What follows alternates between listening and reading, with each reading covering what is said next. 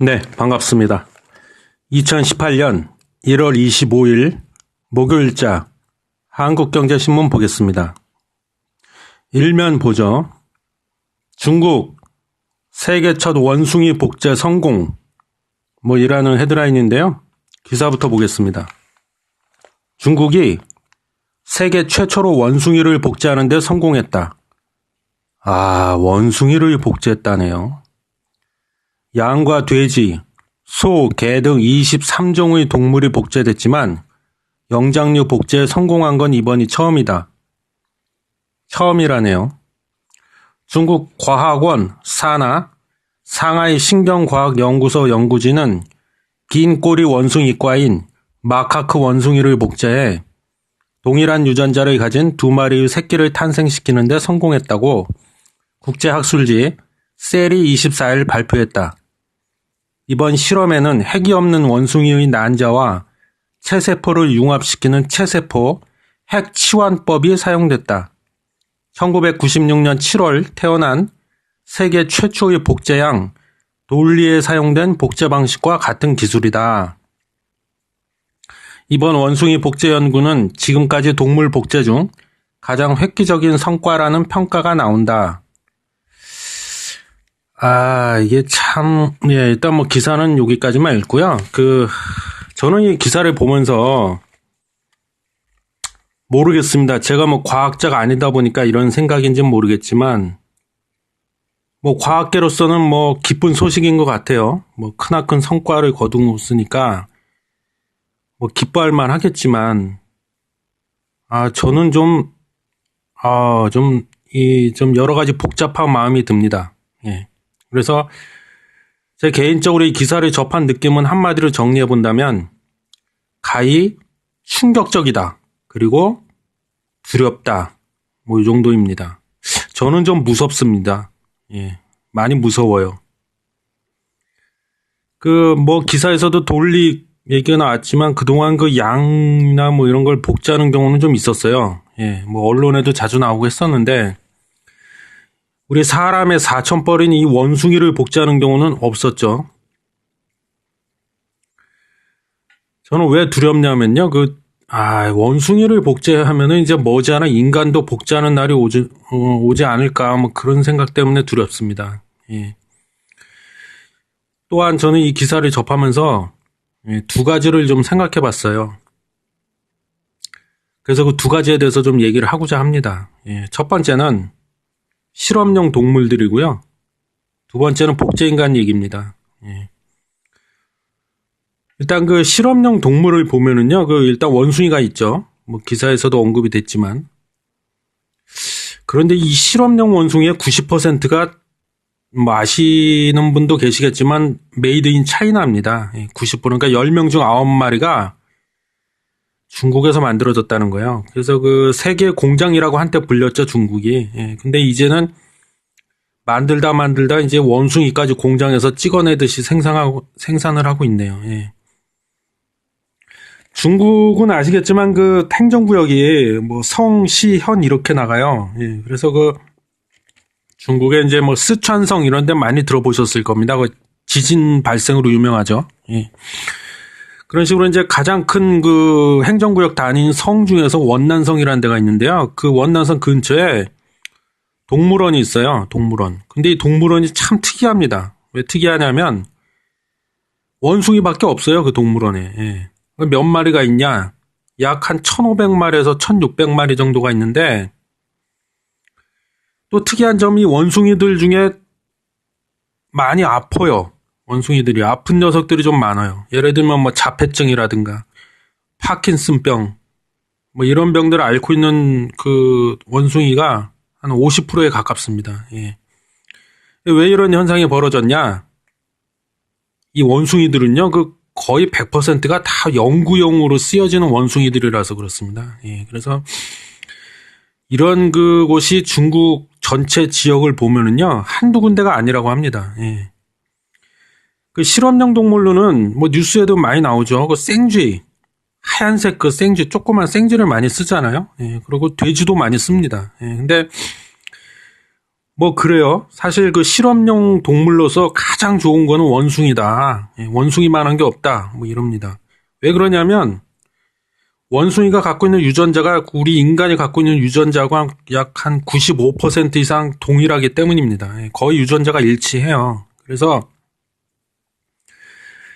우리가 이 신약을 개발하지 않습니까? 신약 개발할 때 보면은 그 전임상이라는 게 있어요. 전임상. 그러니까 전임상이 있고 임상 1상이 있고 임상 2상이 있고 임상 3상 이렇게 있다고 보시면 되는데 이 전임상이 뭐냐면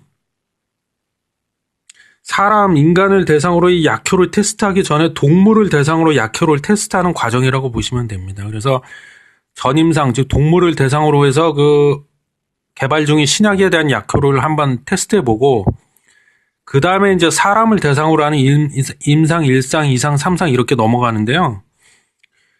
그 미국 같은 경우에는 뭐 1950년대, 60년대 얘기일 겁니다. 이게 그 미국 같은 경우에 과거에 어떤 일이 있었냐면 그 탈리도마이드라는 약이 있었어요. 탈리도마이드. 이게 이제 뭘로 개발이 된 그 신약이냐면 진정제로 개발이 됐던 신약이에요. 탈리도마이드. 예, 이름이 어려워요. 예, 탈리도마이드인데 이 약도 그 개발하는 과정에 있어서 마찬가지입니다. 전임상이란 단계를 거쳤는데 이때는 어떤 동물을 대상으로 했냐면 생쥐를 대상으로 했었어요. 하얀색 그 조그만 생쥐. 생쥐를 대상으로 해서 이 탈리도마이드를 갖고 이제 전임상을 그 했었는데 이 약, 그러니까 진정제로 개발된 이 탈리도마이드 관련해서 대형 사고가 한번 터졌었어요. 미국에서 1950년대, 60년대. 뭐냐면 전임상, 즉 이 생쥐를 대상으로 했을 때는 전혀 부작용이 없었습니다. 이 약이 없었는데 그래서 판매가 실제 됐어요. 근데 이게 이제 이 약의 효능이 뭐 용도라고 해야 되나? 이게 뭐냐면 임산부들이 그 입덧이 심하신 분들이 계시잖아요. 임산부들 중에 입덧이 굉장히 심한 사람들. 그래서 그 입덧을 방지하는 용도로 이제 판매가 됐어요. 그래서 46개국에서 이게 팔려나갔는데 무슨 사고가 터졌냐면 그래서 이제 임산부들이 이 약을 먹고 10개월간의 임신 기간을 거쳐서 이제 아이를 낳았잖아요. 아기를 낳았는데 그 아기들 중에 팔다리가 짧어. 팔다리가 굉장히 짧다거나 비정상이죠. 심지어는 아예 그냥 팔다리가 없이 태어나는 그 흔히 말하는 기형아.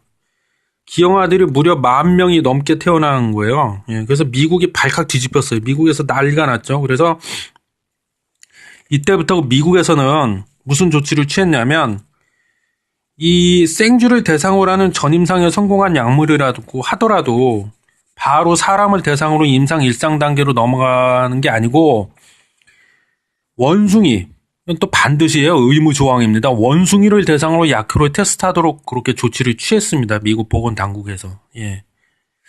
이런 일들이 있었고 엄청난 부작용이죠. 예. 그다음에 또 참고로 말씀드리면 그 영장류라고 하잖아요. 영장류. 우리 인간의 4,000벌. 그 영장류 중에서도요. 원숭이도 원숭이지만 침팬지 아시죠? 침팬지. 예. 침팬지는 아까 제가 그랬잖아요. 원숭이가 인간이 갖고 있는 유전자하고 약 95% 이상 일치합니다. 그랬는데 이 침팬지는 98% 이상 일치합니다. 침팬지는. 그래서 이 생물 분류학이라는 그 학문이 있는데 이 학문의 기준에 따르면요. 뭐 종, 과 이렇게 분류를 하잖아요. 그리고 학창 시절에 좀 배우신 기억이 나실 겁니다. 그래서 이 생물 분류학이라는 학문을 기준으로 보면은요. 고릴라, 오랑우탄, 침팬지 이런 영장류들은 우리 사람과에 속합니다. 고양이과에 속하는 동물 뭐 아시는 동물들이 뭐가 있어요? 가장 큰 포식자, 사자, 호랑이 다 고양이과잖아요. 그런 걸 연상하시면 됩니다. 그래서 고릴라, 오랑우탄, 침팬지는 우리 사람과에 속한다. 그러니까 같은 뭐라고 해야 되지? 그냥 같은 친척이야 다. 예. 그래서 진화하는 그 과정에 있어서 약 600만 년 전에 인간과 침팬지가 갈라져서 진화했다. 뭐 이런 설도 있어요. 예. 그리고 놀라운 거는요. 이 침팬지 같은 경우에는 우리 사람은 자아가 있지 않습니까? 침팬지도 자아가 있는 것으로 밝혀졌습니다. 예. 참 놀랍죠? 그렇기 때문에 미국이나 유럽 등지에서는요, 유인원에 속하는 침팬지 고릴라는 실험용으로 아예 쓰지 못하게 법으로 금지하고 있습니다. 침팬지가 자아가 있어요. 예. 근데 이 중국은 아직 이런 규제가 없다는 거예요, 중국은 이런 규제가 없고, 그럼 현재 우리나라는 어떠냐? 충청북도 오창에 국가영장류 센터라는 곳이 있습니다. 이건 이제 국가에서 운영하는 건데, 여기에 현재 원숭이 약 400여 마리가 살고 있어요. 예. 중국은 뭐 정확한 건 아닌데요. 제가 알고 있기로는 지금 현재 4천 마리인가 뭐 4만 마리가 있대요. 예, 어마어마한 숫자예요. 예. 역시 중국은 뭘 해도 스케일이 큽니다. 예. 그래서 우리나라 입장에서는 이 400여 마리가 너무 적은 거예요. 턱없이 부족한 거예요. 그래서 올해 2018년도 3월에 전라북도 정읍에다가 10배죠, 10배. 4천여 마리의 원숭이를 수용할 수 있는 영장류 자원 지원 센터를 오픈할 예정이에요, 지금. 올해 3월에 오픈을 한다고 합니다. 예. 참, 저는 자꾸 눈물이 나려고 해서, 예. 한쪽은 지능이 낮다는 이유로 실험 대상이 되고, 또 한쪽은 지능이 높다는 이유로 실험자가 되는 이 현실이 너무 안타깝습니다. 그래서 영화 보신 분 많이 계실 겁니다. 그 혹성 탈출에 시저라고 있지 않습니까? 예, 그 시저가 저는 자꾸 생각이 나네요. 예. 제가 지금 그 영장류, 원숭이, 침팬지 이런 얘기만 하고 있는데요. 사실은 그 실험용 동물로 쓰이는 동물이 이것만 있는 게 아니에요. 예. 개, 그죠? 우리 인류의 오랜 친구, 개. 개 중에서요, 그 비글이라는 종이 있습니다. 비글. 아시는 분은 아실 텐데, 요즘에 그 TV 프로그램 중에 제가 즐겨보는데요. 개밥 주는 남자라는 프로그램에 그 영화배우 이태곤 씨가 나오시는데, 샘하고 엘이라는, 예, 그런 비글 남매 두 마리를 키우는 그런 장면이 나오는데, 거기도 비글이 나와요. 근데 이 비글의 특징이 뭐냐면, 성격이 좀 온순해요. 싸납지가 않습니다. 저도 키워봤는데, 성격이 좀 온순하고, 특히 사람을 굉장히 잘 따라요, 사람을. 사람에 대해서 별로 경계심이 없어요. 그래서인지 모르겠는데, 그것 때문인지 모르겠지만, 이 비글도 실험용으로 굉장히 많이 쓰입니다, 지금. 그래서 세계 실험견의 그 통계를 보면, 전 세계에서 쓰이고 있는 실험용 개, 즉 실험견의 95%가 비글입니다, 비글. 예. 얘네들이 왜 불쌍하냐면, 얘는 아예 태어날 때부터 그냥 실험용 동물로 태어났기 때문에 그런 운명 팔자예요. 그래서 약 5년간 주사 바느라고 엑스레이 그리고 뭐 각종 약물에 시달리다가 5년이 딱 지나고 나면 이것도 의무조항입니다. 무조건 안락사 시키게 돼 있어요. 예. 너무 슬프죠. 예. 우리 인간이 뭐라고? 예? 자연 앞에서는 정말 한없이 초라해지는 진짜 인간이 한낱 인간이 뭐라고? 예. 다음으로 그 복제인간 얘기를 좀 해볼게요. 또 복제인간. 저는 이 복제인간이 정말 무섭습니다. 예. 근데 아직까지는 그나마 다행스러운 거는 인간을 복제하는 것은 불가능에 가깝다고 합니다. 예. 이 전문가들 얘기를 들어보면. 예. 왜 그러냐면 기술적으로도 그렇지만 이 설령 또 앞으로 기술적으로 가능해진다고 해도 법이 막을 거라고 봅니다. 법이. 왜? 윤리 문제가 있기 때문에. 근데 저 개인적으로 우려스러운 것은 뭐냐면요. 법이 모든 것을 막을 수는 없다는 겁니다. 예, 법이. 지금 법이 있다고 뭐 살인사건이 안 일어납니까? 강력범죄가 없어집니까? 마찬가지라는 거예요. 근데 한 가지 흥미로운 점은요. 2009년도, 과거죠. 2009년도에 미국 켄터키 대학에 파노스라는 교수가 있대요. 파노스라는 교수. 근데 이분이 언론에다 대고 공공연히 떠들었어요. 뭐라고? 내가 바로 인간 복제에 성공했다, 이렇게. 이 사람 말을 좀 들어보면 이미 죽은 사람, 그러니까 사망한 사람이 유전자를 복제해갖고요. 다시 살려냈다는 거예요.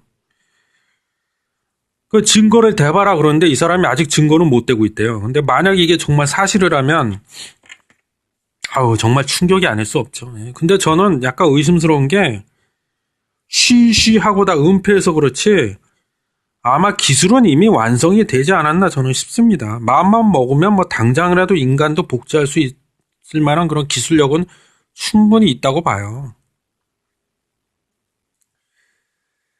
그 인간을 복제하는 과정에서 일어나는 기형아, 그죠? 기형아. 아까 제가 뭐 그 진정제 얘기도 했지만 기형아, 면역체계 이상 이런 부작용을 생각해 본다면 또 공포가 아닐 수가 없어요. 예. 과거 실제로도 과거에 그 돌리 제가 얘기했잖아요. 돌리 복제양으로 유명해졌던 그 돌리 영국에서 아마 이거 했죠. 복제양 돌리 같은 경우도 보면은요. 이 돌리가 태어나기까지 그 수많은 과정이 있을 거 아닙니까? 그 과정 중에서 약 280여 마리의 양이 희생이 됐어요.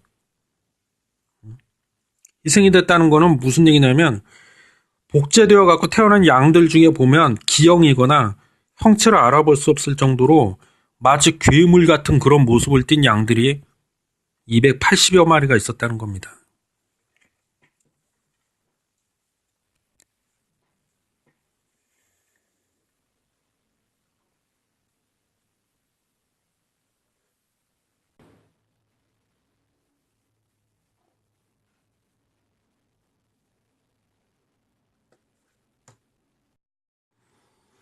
양을 복제하다가도 이런데 만약 우리 사람 인간을 복제하다 보면 그런 복제 과정에 있어서도 이러한 인간도 아니고 짐승도 아닌 이상한 괴물이 나오지 않으리란 보장이 없다는 거예요. 제가 봤을 때. 네. 물론 인간 복제의 긍정적인 면은 그럼 전혀 없고 오로지 그냥 부정적인 면만 없냐? 그런 건 아니에요. 아니고 긍정적인 면도 물론 없지 않아 있는 건 사실입니다. 예.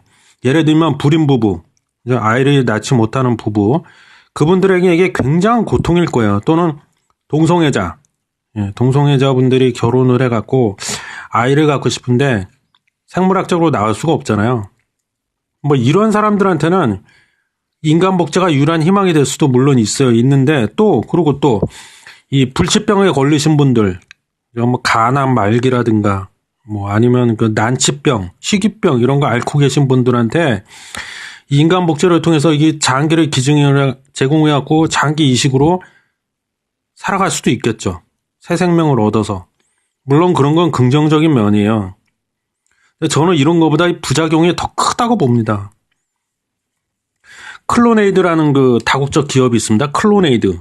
처음 들어보시는 분들이 많지 않을까 싶은데 다국적 기업이에요. 우리나라에도 아마 연구소가 있는 걸로 알고 있습니다. 저는. 근데 여기서 이 모토로 내세우는 게 뭐냐면 생명 연장의 꿈, 생명 연장의 실현 뭐 이런 거예요.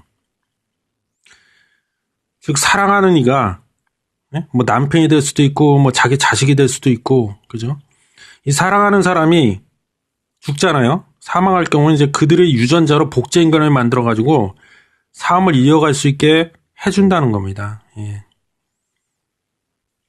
저는 이 사람들이 간과하고 있는 게 있지 않나 싶습니다. 그게 뭐냐면 앞서도 잠깐 말했지만 윤리라는 거예요. 윤리. 만약에 이 클로네이드라는 이 기업이 만약에 나쁜 마음을 먹고 오로지 그냥 돈벌이에만 혈안이 돼가지고 거대한 어마무시한 공장을 지어갖고요. 그 안에다가 수만 명의 복제 인간을 찍어내가지고 마치 뭐랄까 그 고기를 양식하듯이 뭐 그렇게 한다면 어떤 일들이 벌어질까요? 예. 여기서 이 수많은 그 복제 인간들을 완벽하게 과연 관리할 수 있을까요?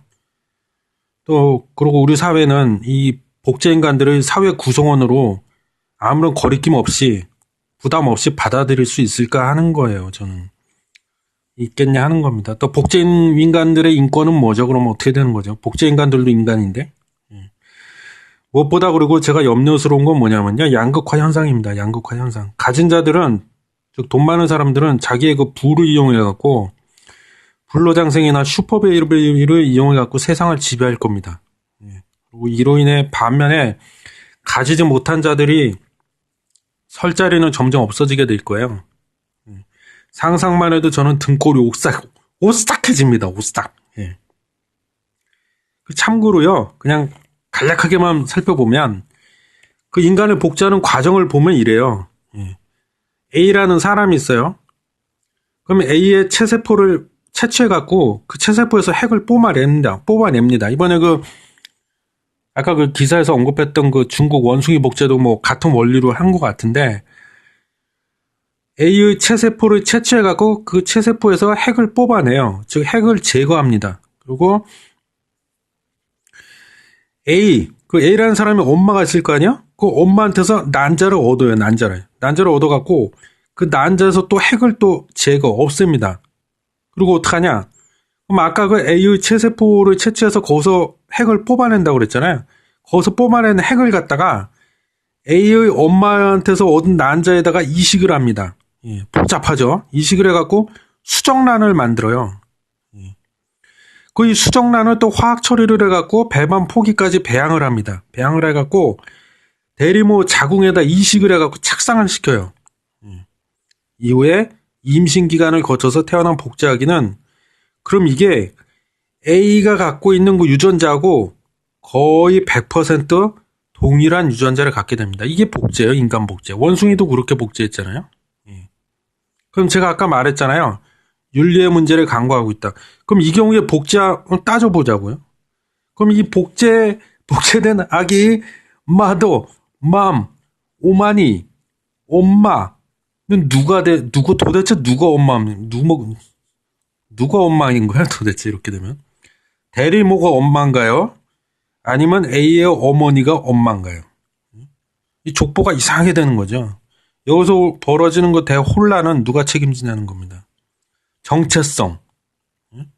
본인이 복제되어 태어난 복제인간이란 걸 알게 되면 이 사람의 정체성은 어떻게 되는 거죠? 자연 상태에서는 어떻게 돼요? 아기가 태어나는 거는 자연성으로. 아빠의 정자와 엄마의 난자가 서로 만나잖아요. 그래서 수정란이 만들어져 갖고 엄마의 자궁에 착상이 되는 건데 이건 그게 아니라는 거예요.